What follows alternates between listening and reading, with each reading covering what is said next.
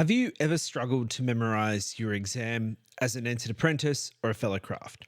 Or learn your work as a progressive officer and even take on a new charge as an installed master? I'm going to share with you my strategy that makes memorizing rituals very easy, as well as the key lesson that learning our ceremonies is symbolical of. This is designed to speed up the process, and it's one of the strategies that many actors use to memorize lines for TV shows. My name is Right Worshipful Brother Darren Allatt, and over the last 17 years, I've been studying and practicing Freemasonry, and I have tried all kinds of tips and tricks to help me learn the rites and ceremonies so that I can not only perform them in lodge, but also take the lessons from Freemasonry and apply them in my own life. And I've set myself a challenge to not only learn, but to perfect the address to the brethren over the next 30 days. While we can agree that memorizing our ceremonies is not the be-all and end-all of Freemasonry, it is the first and the most critical step in revealing the mysteries, discovering the secrets, and learning the lessons that our peculiar system of morality teaches. First, you may not agree with me about memorizing ritual. But did you know by objecting to the practice of memorizing ritual, you're destroying the foundation and the base value proposition of Freemasonry? Let me explain. Freemasonry is a system of education that teaches us how to live a life of purpose, meaning, and fulfillment. And one of the ways it does this is by making us shed all of those external and material things of our day-to-day life. It humbles us by instilling that we are always an entered apprentice, in other words, a student to learn. And our society has existed for the last 700 years on account that the ceremonies have always been performed from memory, and that they were traditionally passed down from generation to generation verbally. And this is because parchment or papyrus was unobtainable to most people, even those excellent stonemasons. And only when did paper become widespread, cheap, and the printing press made mass volume obtainable do we start writing things down. But there's also the recent re-emergence in the spoken word, and many people today prefer podcasts or audiobooks than reading. Imagine if you could have been present to hear the dialogue between Socrates and Plato instead of reading it in a book. And that's the power of the spoken word. And you should all be converts of this, listening to this podcast or watching this on YouTube. It's also one of the key liberal arts and sciences, rhetoric. In ancient Greece and throughout time, those who have mastered the art of speech have found themselves with far more success in life. However, the foundation of Freemasonry is built on the very nature that everything isn't supposed to be easy. It's meant to be difficult. And just remember, the reason why our ancient Roman ancestors survived the purge of the collegia was because of their expertise and skill in doing something extremely difficult that took a lot of time, effort, and practice, not only to learn, but to perfect. Our operative forefathers of the Middle Ages, to which we owe much of what we know as Freemasonry today, protected their trade through their secrets, arts, and hidden mysteries because of their dedication and skill that was required to progress from being entered as an apprentice to a fellow of the craft, let alone to become a master of masons. And this nature of difficulty is also represented in the symbolism of being stoneworkers, taking a rough stone and perfecting it. It is only shaped to perfection through time, effort, perseverance, and thousands of hits with the gavel and the chisel, which is the first lesson of the working tools. So I want you to think about our modern world now. Cheap dopamine through doom scrolling, TikTok, or even gambling that has your brain firing off dopamine like New Year's Eve fireworks. Instead of it being once a year, it's a constant barrage throughout today. Instant gratification and all the information in the world is at your fingertips. Transportation to the other side of the world within a few taps on the screen, and food that you can summon through an app delivered by someone on a push bike. Life today is easy. Well, too easy in fact. Nothing is difficult. And when everything is easy, nothing has any value. When nothing has any value, we as human beings lose all hope. We lose our purpose, we lose our meaning, and we're left unfulfilled in life. We resort to more dopamine, materialism, and conditional happiness that we place on ourselves, like having a supermodel wife, Lamborghini, and millions in the bank. All those statements, I'll be happy if or I'll be happy when. Despite reaching this arbitrary benchmark of happiness, we have this unquenchable thirst that no matter what we do, we still feel empty. And this is the whole point of Freemasonry. It's supposed to be difficult. It's supposed to be hard. It's supposed to stretch us and take us outside of our comfort zone. But it does it in a sacred space, amongst all of our brothers. Now, I want to emphasize brothers here. Not friends, not acquaintances, not colleagues, but brothers. Your brother is the one person who will always be there for you, no matter what. Yes, brothers fight, they disagree, and they can't stand each other at times. But at the end of the day, brothers always want what is best for each other and are always willing to pick you up when you're down, build you up and support you so you can achieve what you're after and be the best you can be. However, the reason Freemasonry is difficult is that it teaches you and it forces you by its very nature, by the peculiarity of the system itself, by divesting you of money and materialism, by shedding you of your ego and whatever position you have in the day-to-day world, by putting on that white lambskin apron to become a person who can focus on what is good for you in the long term, not in the short. Freemasonry teaches you to build the right habits, to set a goal far off in the future, one that feels like nothing now, but as it gets closer, it gets bigger. So you can become a person who can do difficult things that don't have an immediate payoff, unlike scrolling on social media. Yes, the one regular meeting a month can feel like you have to move a mountain to go to lodge, especially when everything is stacked against you when you get home from work. But Freemasonry does this to shape you into becoming someone who can move that mountain, to go to lodge for what seems like no reward or value at that particular time. Except what it's doing is building the same habits and cognitive ability to not eat that chocolate bar, to not summon a rider with your McDonald's, rather instead to eat a carrot or cook a steak and veggies. It's honestly like climbing a ladder. Maybe it's climbing Jacob's ladder or climbing a winding stair. Sure, one step isn't going to seem like much, but one step after one step after one step, and then over time, you've reached the summit. And this is why memorization of the ritual is at its core teaching you the very thing that is what separates the successful from the failures in everything in life. Pick anyone who's been successful in anything. They didn't win the lottery.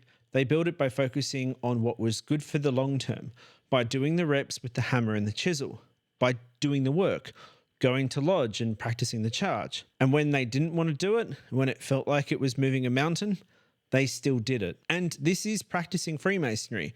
And it's also the starting level of cognitive learning to be able to master anything and then apply it in your own life. And now we know why it's important, but we also now understand how we need to think about and approach learning the ritual. After all, that's the lesson. The memorizing the ritual is symbolic of. So how exactly do we do it? Well, here is my strategy. To start learning and memorizing the ritual, it's a great help to be present in lodge, not on your phone, and to be attentive in the ceremonies. My lodge meets monthly and I've only missed a handful of meetings.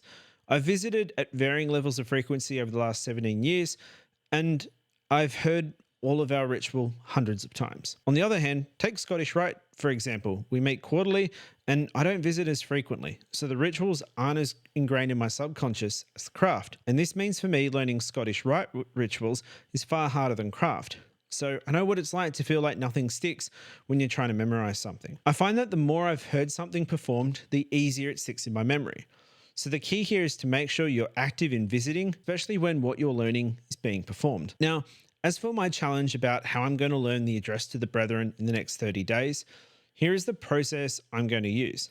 But there are 3 key things that you need to know, regardless of which strategy you're going to learn the ritual. Firstly, you are going to need to carve out time. I know it can be incredibly difficult, but this is the lesson. You don't need to dedicate a whole hour of the day, but if you can find 1 minute at least 30 times in the 960 minutes that is your waking hours, that will do you more good than trying to dedicate a whole hour to it. If you don't think you have these minutes in the day, go and check screen time on your smartphone and then be honest with yourself. So now that you've carved out time in the day, does this mean you're going to need to take your book with you? Well, sort of.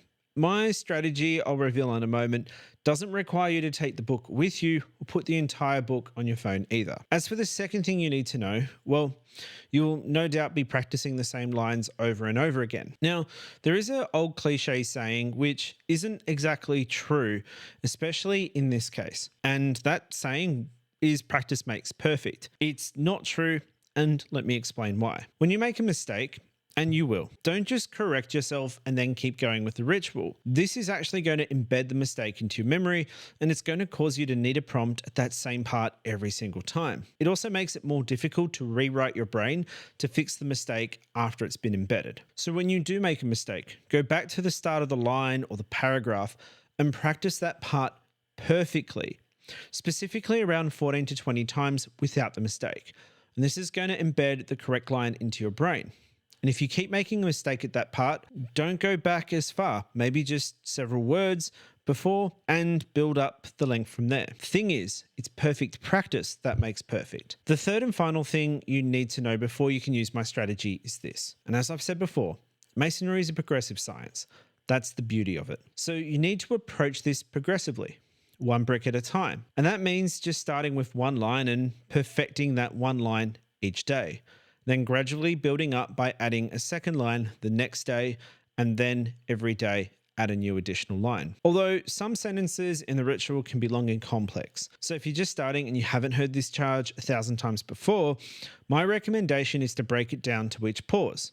These pauses are usually a comma or a semicolon or a full stop. And this will also teach you the right cadence. And this is how I memorize the obligations, by breaking them down to each pause. It's like learning how to beat a level on a video game, one that doesn't have a save function. As you play the game more and more and beat more levels, you end up speed running the previous levels before you slow down on the more difficult ones. So I hope this all makes sense. Are you ready for my strategy? And if you want to use this strategy, you still need to apply it progressively and increase difficulty as you learn and improve. So here it is. Stage 1. You know how I didn't say you sort of won't need your book? Well, I promise you don't. What you will need to do for each line that you are learning is write down an abbreviation of the word. If we take the opening sentence of the address to the brethren, in my local ritual, it is, "Brethren, such is the nature of our institution, that, as some must of necessity rule and teach, so others must, of course, submit and learn. Humility in both is an essential qualification." And what we do here is we remove most of the letters in each word, so it only resembles the word enough to, if we have to think about it, understand it. The key here is that it shouldn't come too easily at first, and it should take a touch of effort to pick up the word. And typically the easiest way to do this is, I find, just removing the vowels. And if you read the original article, there's a link in the show notes or the description that you can go and see my abbreviations. Then each day, as you add new lines, you're going to be doing the same thing. There'll be some words which you find too difficult and struggle on, and that's okay. For those words, just add more letters so you can actually get it. One thing I do is keep both letters in the 2-letter words, and that's because there are too many variables as to what a letter S could be. It could be as, is, us, so you get the point. Then once you've learned a line like this, use this part of the strategy as the way to learn any new lines that you're adding on. Now it's time for the next stage. And when you do stage 2, remember, you still have to learn new lines using the approach in stage 1. But for the lines we've previously learned, we now apply this method. And what we do is we remove all the letters of each word except for the first 2. So it literally becomes really, really short. Like in stage 1, if any words are proving a little too difficult to get with more than half a second of effort, just add more letters in, but pick the ones that will make it easier for you, such as ES becomes ESNTL, or QU becomes QUAL, essential and qualification. So now we should have something that resembles similar to what the actual words are, but not enough to be able to get it without having known it. And now we add on the second sentence, but seeing that it's quite long, we're going to stop at the first comma, and it now reads, "The officers of this lodge are too conversant with the rules of propriety or the laws of Freemasonry to exceed the bounds of the duty with which they are entrusted." And that follows the stage 1 process. And then you want to progress through the charge line by line until you can repeat it either with just glancing at the text in its abbreviated form, or you can do it from memory. Remember to add letters to the words you struggle with, and once you no longer struggle with them, take those letters away. So there are really 2 more bonus stages that you can use if you need some extra steps to really embed the ritual in your mind. With stage 3, this is where we take it to the next level. We just have the first letter of each word and the punctuation. However, keep in mind, sometimes you may need to add an extra letter to help. And in the article, you'll be able to see what the first two sentences look like. It's literally just a bunch of capital and lowercase letters. However, one thing I also do is have all the common short words such as the, is, of, in, to in lowercase. I also use the letter that made it obvious as to what those short words are. For an, I use the letter N, but that could also be in, except because you already know what the words are, it really should be obvious. So that's my strategy to learn the address to the brethren that I'll be using in the next 30 days. It's similar to what I've used previously, where I just focus on the words line by line.